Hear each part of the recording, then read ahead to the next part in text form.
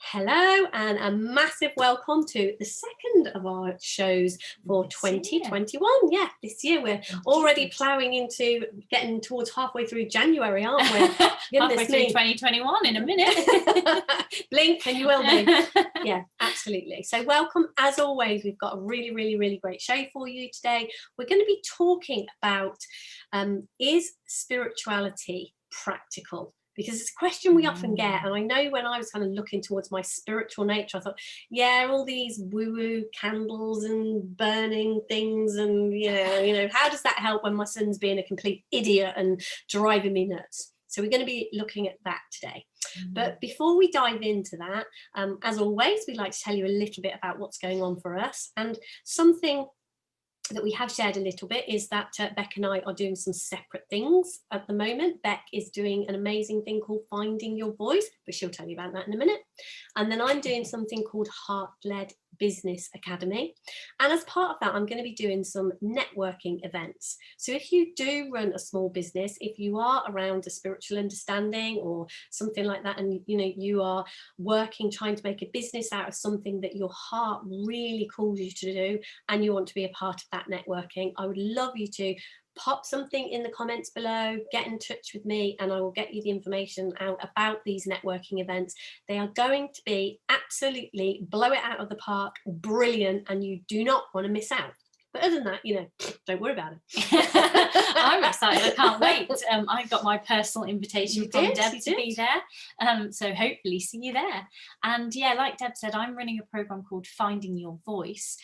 If that name or the idea of it appeals to you from what you've heard me share already on the YouTube show, then you'll be really excited to know I've got a masterclass coming up in February, the first Sunday of February. I put it on the newsletter. Yeah, I was going to say it went out in the newsletter today because we're actually putting it in our January sales. The full price of the masterclass is £110, but we're offering a whopping £35 off through January. So if you'd like to join in with that and you're not on our mailing list, why not? Below.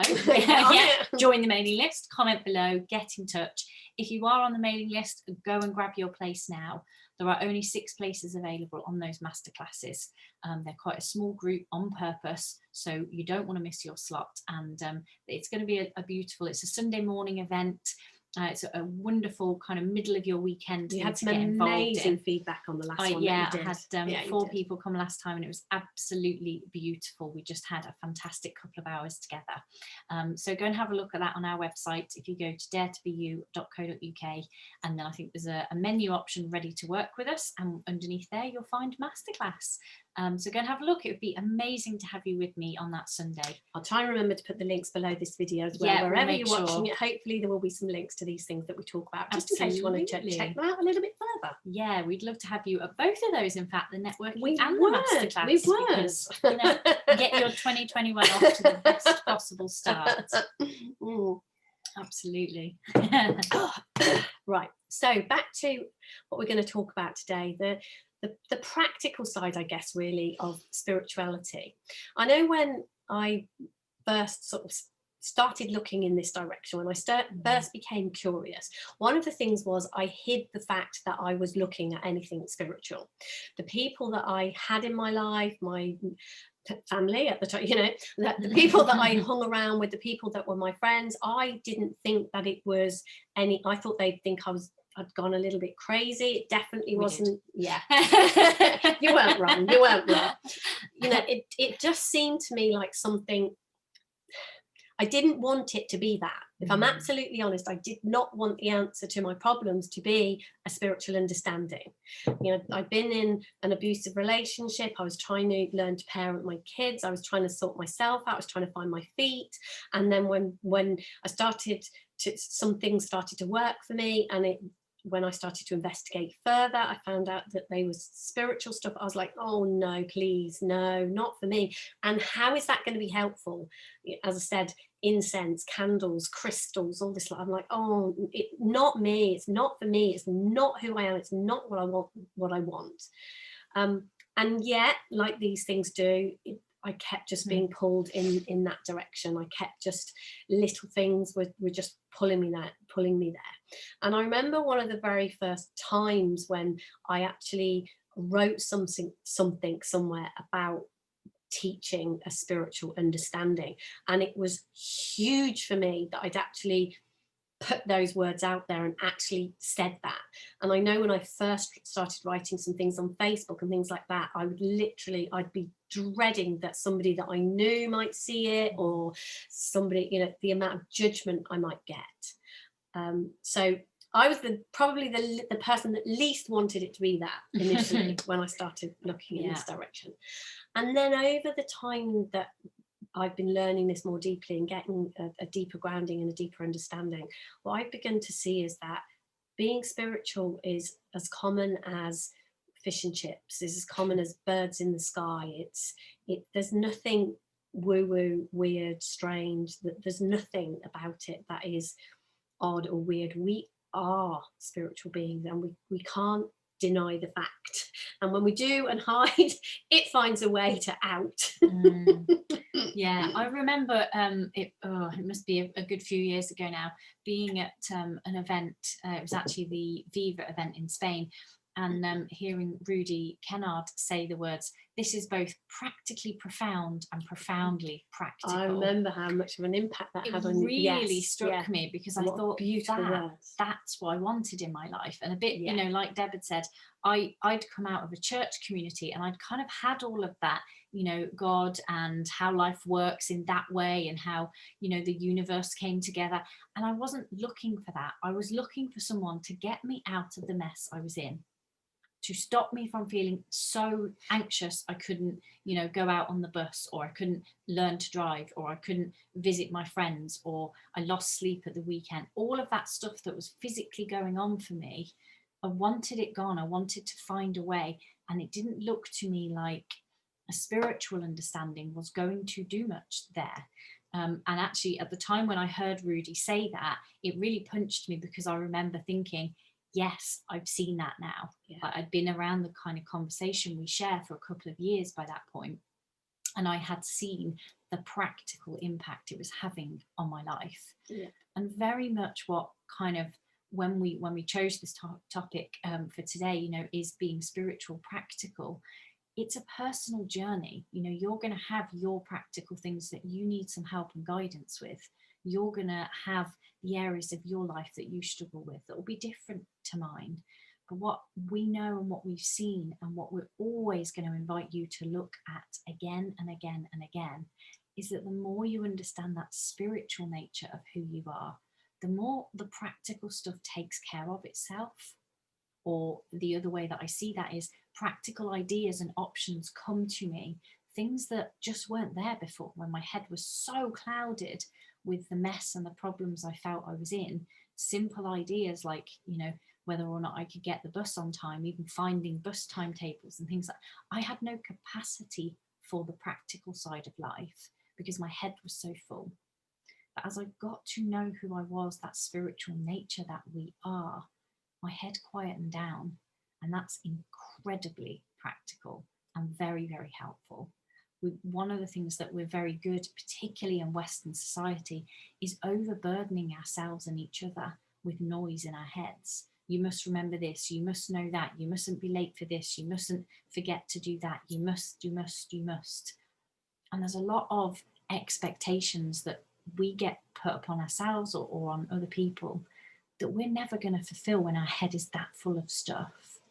So for me, the kind of, is being spiritual practical? Yes, because it opens my mind and it gives my brain space to have new ideas, to have stuff that can come through me in a way that it didn't used to. You know, I would fumble over the simplest of things, be incapable of doing stuff. I know I've shared this before, but one of the jobs that I had, I was so lost in my head that I would just move things around on my spreadsheet, on my to-do list, because I just couldn't physically do them. You know, I'd go, I'll do that one later, move it over here. Oh, that can be tomorrow, move it here. And I spent the whole day just moving things around, because I had no capacity in my mind to think of how to do those things. It was as much as I could do to move them around on a spreadsheet. And it sounds ridiculous to me now, because I get so much done. I have very productive days because my mind is so clear. And that's because I've understood the spiritual nature that we are. was a couple of things coming to me when you were speaking, and one of them was just before we jumped on here, we were having a conversation about what we were going to talk about, and I just kind of said, oh, okay, so is being spiritual practical? And Bec just jokingly came back with absolutely yes, and if it's not, you're not doing it right. Now when I say these jokes off screen, I don't expect them to be repeated, Deb. And obviously we fell about laughing.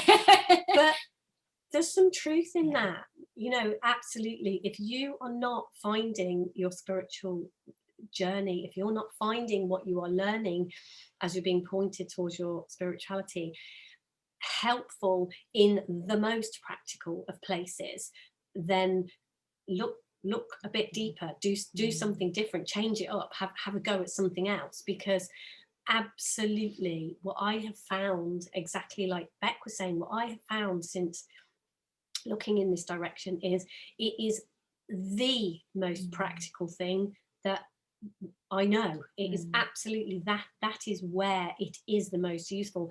That is the bit that I'm interested in. That's the bit that I love about this.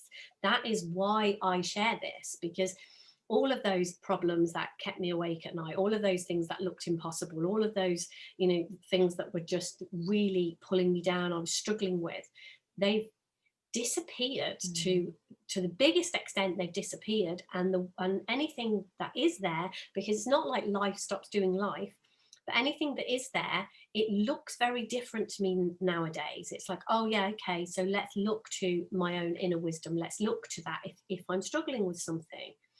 And that, again, our spiritual nature, the spiritual side of all of us, it's like we've got this huge internet or this huge thing that we can all plug into, and that is the exact same for everybody. That's where we are one. That's where there's no difference between you and me. That's where there is no separation. And then we have this human experience, and in our humanness, we're all different, we're all unique, we all bring something slightly different to the table. And being human, from the absolute knowledge that you are plugged in, if you like, to this internet that we are all a part of, where there is no difference, that's where life becomes a fun game. That's where life becomes lighter. And when I look back at the times that I was struggling, what I can see from that perspective, from seeing that, was, and I know Bec just touched on this a little bit, is that it looked to me like anything that I did was entirely and absolutely on my shoulders. If there was a problem with one of my children, or someone was struggling, or someone didn't like me, or something wasn't going right, I was like, right, you've got to sort this. And I would go into my head and give myself a headache, my shoulders would hurt, I wouldn't feel very well, I wouldn't perform very well in anything I was trying to do, because it felt like the weight of the world was on my shoulders. And since having an understanding, having a knowing of this deeper part of me, kind of having a knowing that I have this connection to this amazing internet, if you like, that just has all the answers, when things happen, very practical type things. I know, going back, well, it was before the lockdown, because it was when we were on the way to a retreat, so it was at least, you know, over 12 months ago. But remember when the world used to be quite a different place, and I was out one day and I bumped my car. I accidentally caught somebody else's car when I was in I was driving into a car park. We were actually on the way to the retreat, and we were actually getting some shopping to take to the retreat. And I pranged my car a little bit on this other car, and there was nobody in this other car, and I could easily have just driven into another space and not said anything. And equally, for me anyway, when things like that happen, I got a little bit shaky and didn't feel great, and I was a bit shaken up. But straight away, I knew that my spirituality, this deeper part of me, knew what to do here. And I just got quiet for a bit, and I found a piece of paper in my handbag, and I wrote a nice note. I can't exactly remember the details now, and giving my details, and put it on the car that I bumped. And then we went and did the shopping, and I absolutely, totally and utterly forgot that this had happened. And then we went and had a cup of tea, didn't we, in the coffee shop. before we carried on to the retreat, and I got a phone call from the person whose car I bumped into. And this lady, she was just like, I can't believe that you put a no. I can't believe, you know, it's really kind of you to do that and not just go away. And she said, it's no big deal. I can polish it out. Don't worry about it. And I ended up having a really nice conversation with this lady. And to me, that is a tiny example, and I've got 1,000 more of places where in the past, I would have gone into fear, insecurity, tried to pretend it didn't happen, tried not to own up to what I had done and my part. I don't know what I would have done, but I just know it wouldn't have been be completely at peace with it and whatever the outcome of that was. And it was my knowing of my spiritual nature that allowed me to deal with that in a very different way. And it was actually a really nice experience in the end. Yeah, as you were kind of sharing there, I was thinking of, you know, what experiences have I got in life that are really practical things that I've done that I wouldn't have been able to do until I knew that I had this kind of this spiritual nature. You know, when we think it's all on us, there are so many things that we either can't do or we struggle through. And I know, for example, I was just talking about that, you know, when I used to work and had to move things around on my to-do list, and that was the most I could give. 2 years after I left that job, I was running a team of 8 people in the civil service. That's just not something I could have done if I wasn't, you know, if I hadn't moved through into seeing that it wasn't all on my shoulders. I mentioned bus timetables. I passed my driving test 4 years ago. Actually, 4 years ago yesterday, which is quite amusing. And it was a big thing. There was all our family thought, well, Bec will never drive. I'd got to that age, and we'd written it off. I wasn't going to be a driver. It was something I was incapable of doing, and it was because I thought it was all on me.